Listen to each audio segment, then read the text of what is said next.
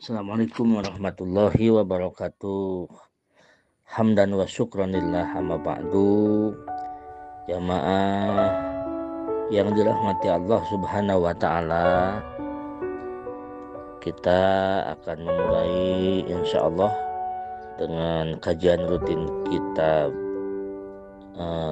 Tijanud Darori, kitab kajian tauhid dari kitab Tijanud Darori, yang mana permulaan sebelum kita masuk ke membahas tentang akidah aqaid yang 50, yang wajib di Allah 20, mustahil di Allah 20, yang satu yang jaiz, yang wajib di Rasul 4, mustahil di Rasul 4, satu yang jaiz, jumlahnya 50. Sebelumnya kita akan bahas tentang hukum.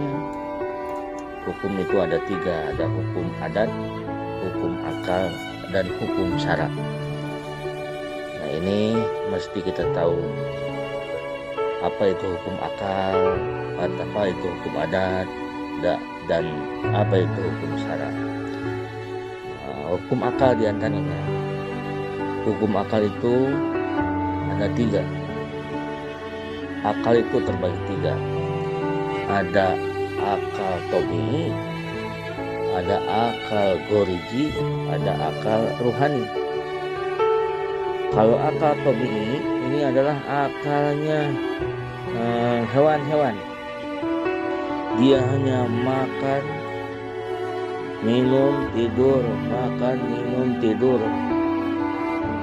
Tidak ada ibadah di dalam dirinya. Itulah akal hewan.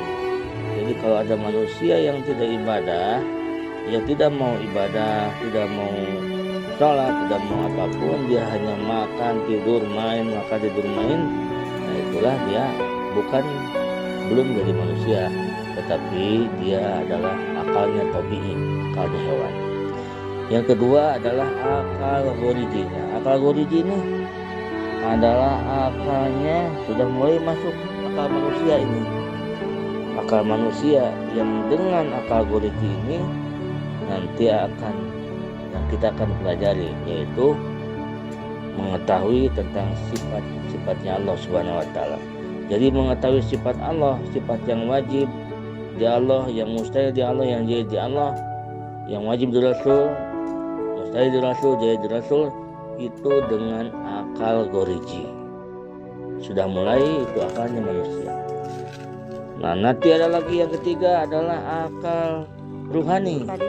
Kalau akal ruhani ini manusia yang sudah benar-benar hampir bahkan benar-benar menjadi manusia yang sebenarnya, yaitu akal ruhani, yang mana dengan akal ruhani itu dia bisa musyahadah dengan af'al Allah, dengan asma Allah, dengan sifat dan zat Allah Subhanahu wa taala.